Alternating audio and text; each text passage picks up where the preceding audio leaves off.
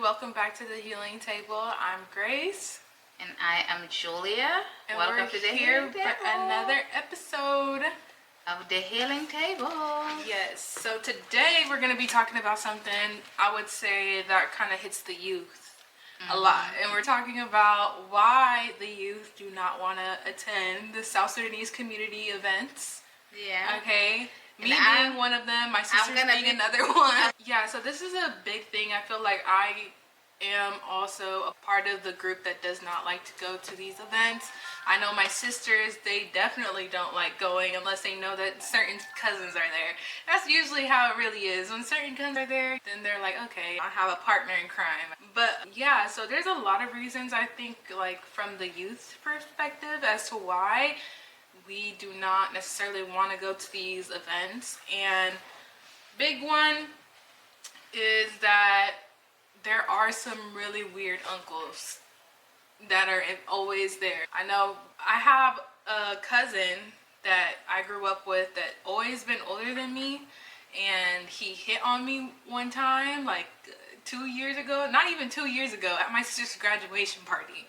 And I told my mom about it, and he's always been like, he's a cousin, but I see him as an uncle because he's always been older than me throughout the whole time growing up and stuff. Even though we're not even related, I still see him as an elder. Should not be trying to talk to me in any type of way like that. No. And also coming to find out, he said something to my sister too. My sister just graduated. I don't know. I just feel like there's a lot of weird uncles that need to be staying at home if they know that there's kids around. And I feel like, I know it's an event for everybody to get together, but if you know that your son has questionable things on their record, or does things that people have said to you, spread some type of concern, and you're not taking it seriously, you're impacting the community with that, because you're bringing them to these events where the kids are, make them uncomfortable, don't want to necessarily be around. Like, it's not cool. Oh yeah, we have this South Sudanese weird thing that if one of the uncle or one of they call it uncle, but they're not really related, but that's respectful of African. They say that somebody's older than you is going to be your uncle or your cousin, which is not really blood related, but our children, we mess our children up because of this uncle and auntie and cousin and all that, but they're not cousin, they're not uncle, because we know basically, like somebody like me she have only one cousin, is my auntie's children. That's the only people they really cousin and uncle. But the other one, they're not blood related whatsoever. But anyway, that's the first time I know the boy hit on her before, but I did not know that he hit on my baby too. That is really new to me, but that's the reason why when we have kids, not that we don't like them, but when your child in that situation and it was influenced by something else, you shouldn't have to let him come to the community. He's here until the situation is fixed, because whatever you bring him around, those kids, they know who he is, what he does, and make the generation or the youth to pull themselves out. Since we as the adult, we cannot tell them, no, you should not be here. Even though the police and the authority and everywhere, if they know that person is there, they basically can come and pick him up. But we as South Sudanese would like to cover stuff under the rug. And that impact our children and our youth, because we like to hiding stuff under the ground. Even though you know this uncle did something wrong, or this cousin did something wrong, you're just gonna be quiet about it because you cannot talk about it. It's our adult, we are the one doing this. But those youth, they're gonna bring it to your attention as always and all the time. But we, the adult, ignoring the reality that it doesn't have to exist. Because if I go and tell the family, they will be mad at me. They will think that, oh, she think that because she thinking she better than us. She thinking about the kid is better. It's not about that. It's about somebody impacting the whole community. Because when we go to the community event, we have a lot of children. everywhere. And you cannot be focusing on looking at the kid, what they're doing, where they are, because you have to focus on their happiness or whatever you're going to celebrate. So this kind of stuff, I'm really happy that she did to the light today. So we, the parents, we have to look at ourselves. If me, Julia, I have child that is in that situation, I'm gonna say until we fix, what you're going through, I don't think so you want to go over there and impact other children. But sometimes, because they don't know what they're doing, and the influence that they cannot control themselves, by the time they already mess up somebody's child. And then the only thing you guys say, oh, we're gonna talk as a family, oh, we're gonna hit it up the rock. But guess what? Who is hurting? Your child that got impact. You know? Your child. Yeah, you can protect like, yeah, I can just swallow it. But guess what? That child that happened to, they're not gonna be okay with it for rest of the entire life. They might not get a good relationship. They might not have a good marriage. They might not gonna have a good life because of this simple act that we as a parents, we do not want to talk about. This is a serious issue. This is very serious. My children told me that if such and such in that party, I am not going. I did not know why, but now I know why. So I'm gonna give the Aryan back to Grace. But yeah, I would say that as well. And then also, I do want to bring up the fact, like, I know that in Sudan or in Africa in general, like, the age gap thing is not a big deal. But in the US, not necessarily just in the US, it is weird though. Like, it's not something that should happen all the time. Like, it's something I would say that raises concern if you see like a young girl dating someone who is so much older than her in general. So it's also weird whenever an older person that you grew up with hits on the younger person that's, oh, I've always been young in your eyes. So it's really weird perspective of things. I know that in Sudan, like, the age gap thing is not really big thing. My mom and dad have a big age gap as well, and I know that growing up here, a lot of the girls don't necessarily want to be in a big age gap because we now know that a lot of the time in those types of situations, it's grooming. Yeah. So, yeah, I need you guys to think about that and actually do some research about what grooming is if you don't know what it is. Yeah. Just be extra careful and just watch out for your kids, really. Yeah, you have to watch your kid, and because that's the life impact. Because if your child got impact with that, they might change their behavior, they might change their schooling, they might change whatever the dream they used to have, because that little act, it messed up everything. So we have to watch out for our children, and then if there is a necessary, there is something like that, and you know something going on, don't take your kid over there. Go by yourself, basically. Go by yourself, because you do not want to go to the place and you want to focus on where's my kid at, and stuff like that can happen very quick. And by the time it's already changed everything in that child in 5 seconds. So we do not want to take chance in that. I need you guys to take it serious. Yes. And I would say another reason why the youth doesn't want to like necessarily go to these events is because we do have a lot of judgmental aunties. I'm not gonna lie, like a lot of gossipers. They like to know everything about your life, but you don't know nothing about what's going on in their life. You just gotta, it's just, as a kid, like, you already know, like, these aunties, they love to talk about what's going on, what this child is doing, what that child is doing, comparing this child to this child. To that child. We do not come there for that. We don't want to hear any of that either because we're kids. We want to just be children. And yes, I know sometimes we're kids. We make mistakes. We learn from them. But that becomes your whole entire ringtone every single time. Oh, you remember when you did this? We're always reminded, and it's not going to help the kid. But yeah, judgmental aunties, people who don't want the kids to basically just live. Like, we know that kids mess up. It's a learning process. But don't you guys make it their whole entire history for the rest of their life. That's all I have to say. And also, the drama between the moms sometimes. It would be drama for no reason. That phone call, we got to stop. Yeah. She's really true. because when we're judging our children, we basically push them away, okay? So they're not gonna be connected to us. They're not gonna be coming to us, even if they have problem. I know in Africa or anywhere else that we live, if the child cannot talk to you, they can go to the auntie. But if you're a mentor and you like talk about somebody's child, imagine if they did not hear from me, they're gonna hear from somebody else. And if they hear from somebody else, they're not gonna trust you as an auntie.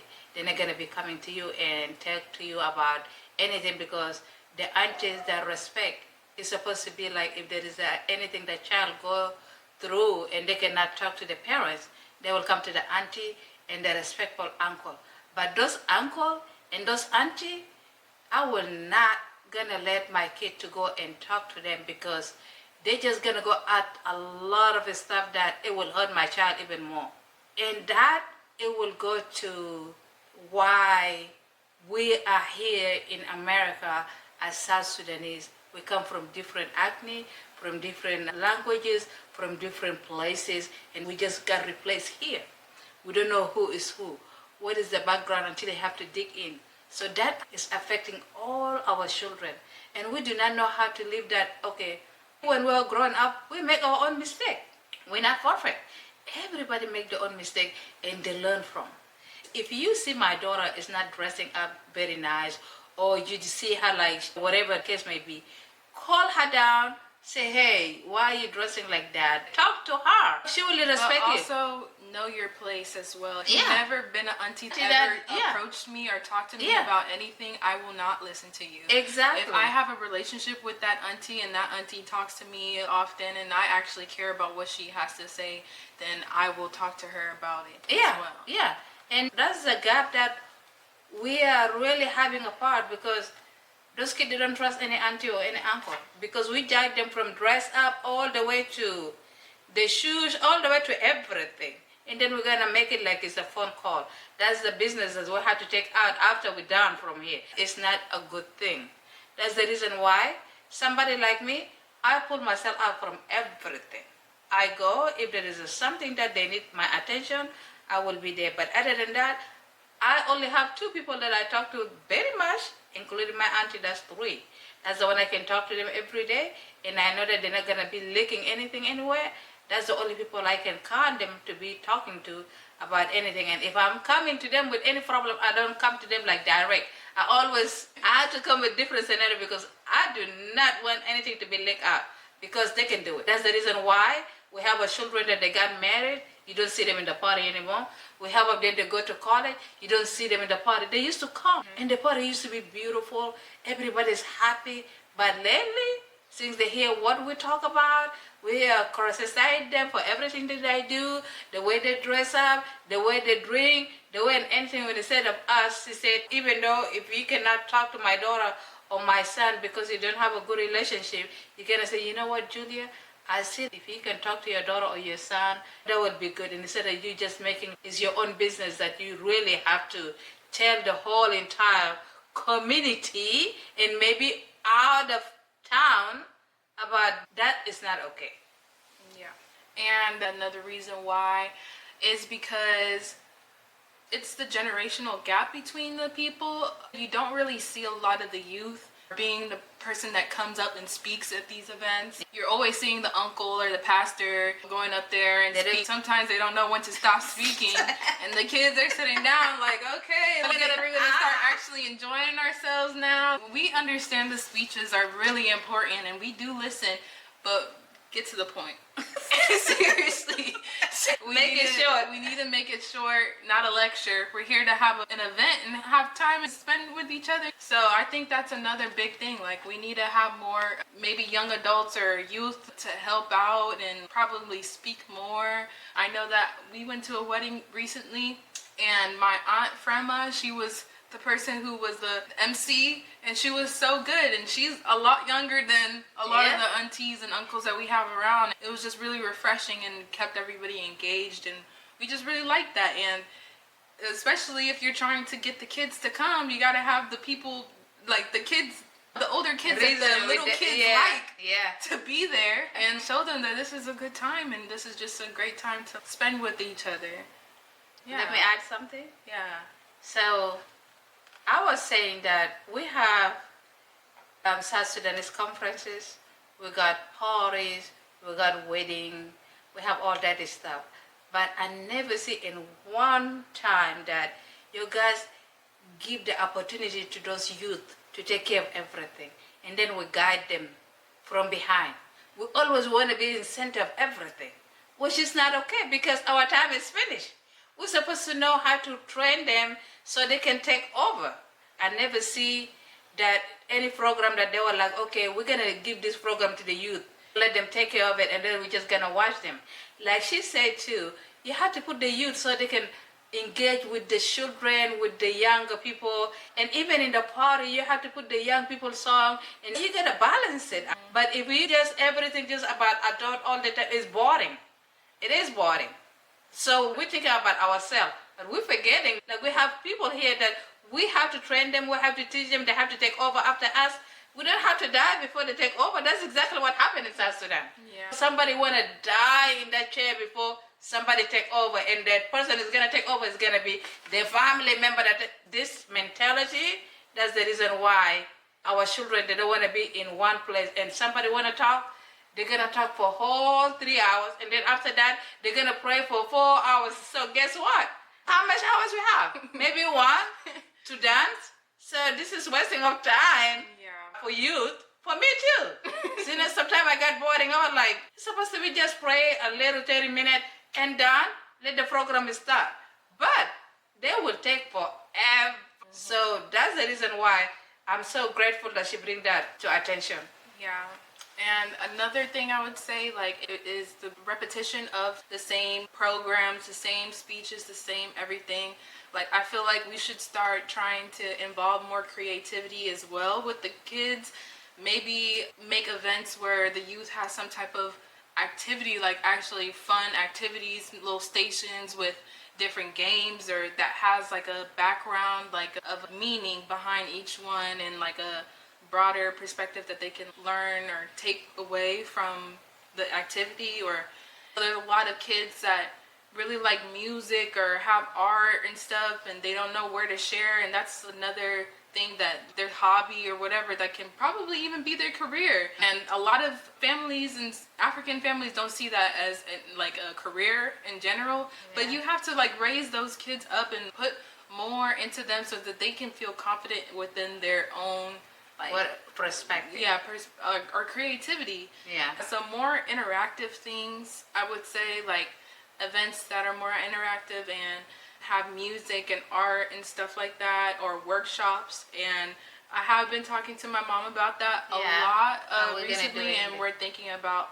planning for something of the sorts this coming up year. Yeah. So definitely stay tuned. But Mom, if you wanted to add anything, you guys stay tuned. She is right. Whenever favor our children or the youth, we used to do some funny stuff long time ago, and I used to go to different African event. I take her sometime, and it was good. So that was like 10, or I don't know how many long. She was young then. It's 9 or 10. I don't know. I'm not sure, but that is spirit one. I want to bring it to my community, because you will know the child by knowing what she like to do. That's basically it. You like to cook, you can cook for me this. You like to draw, you can draw the picture. You like this, you can bring the idea that what they like to do in the future out. That's the way you're gonna know about your children. But in our community, we're thinking like only the child can be a doctor, can be an engineer, can be a what else? lawyer. But here in this country, anything you can turn it to something. Anything you can turn it to something you love to do, and you know how to. You can manage it, and you can make something out of it. So we have to stop destroy our children. You're just making this is nothing. No, this is. He said everybody God give him the gift. Everybody have the gift that come with him or her when they were born in this earth. Everybody different gift. Like me now, I learned how to braid. I did not have to go. I didn't go to school. I just learned from somebody, and I love doing it. And I'm never gonna be tired doing it because I love doing it. So if you want a life to be a doctor, I know when you're doing the doctor thing, you're not gonna be tired It's like a passion. It's a passion. If you somebody who are drawing pictures and stuff like that, you're not gonna be tired creating different image or pictures because that's the thing that you love to do. So this summer we're gonna put the program together with Grace, and then we're gonna invite Frema into it too. And I have another person, Susan, is going to be inside, and then we'll have to do something. For the first time, it's going to be amazing, I think, if you plan it very good. So we can bring this healing table to our children. We can see how happy they are, what they think about the show, what they think about the event that we did. If they like it, we can do it over and over again. But still, we're going to need everybody's support. Yeah. And even just to think about it, just really think about it. If you make these events so much fun, like obviously the kids would want to do over events. Yeah. And they're going to be more into doing these community events than going out in the streets and doing whatever else. Whatever they're supposed to be doing, yes. Honestly. Yeah. And so, yeah, honestly, this sounds like a really good idea, and I'm really happy that we came up with this. Yeah. And we're excited for the summertime, seriously. Yeah, I am too. So I cannot wait. Yeah. Yeah. You got anything else? Not really. That's really the biggest ones that I say, that really the reasons why the youth do not want to come to these events. So because there is nothing ever there for them. There is nothing to do. They just leave you with a dot, and you're supposed to be happy running around, like basically running around, not doing anything. You don't have any specific, okay, this 3 hours or 1 hour we're gonna give it to the kid. They will be tired. Just we're gonna give them opportunity to express themselves, to bring themselves out. They will be happy. But if we make everything about a dot, make everything about us, guess what? We're losing our youth. They're disappearing. And we're losing the community. Yeah, and they better go to the street and be crazy over there that we can see and we can do anything, and to be with their families. That's the thing. Yeah, hopefully after this first event that you guys really love it, and we're continue to do more events or bigger events. And we honestly do want to bring all the South Sudanese people, no matter where you come from, come together for that weekend or whatever. I don't know if it's going to be a weekend event or just a day event, but regardless. It's going to be a weekend event that it can bring people, because some people they're working. So we have to do it at least Saturday. That will be awesome. Yeah. But yeah, it's just, thank you guys for watching this episode, and I hope you guys really took some information away from this and try to keep updated. We're going to try to keep you updated, and don't forget to also check in with us so we can give you more information about the upcoming events and things that we're going to be planning for the upcoming year. Follow us for more. Subscribe. Watch the show in YouTube channel. If you see us in TikTok or Instagram or Facebook page, it's going to be a clip here and there. But if you want to watch the full thing, please, I need you to go to Healing Table in YouTube page, and you can watch the whole thing. You can watch it with your family.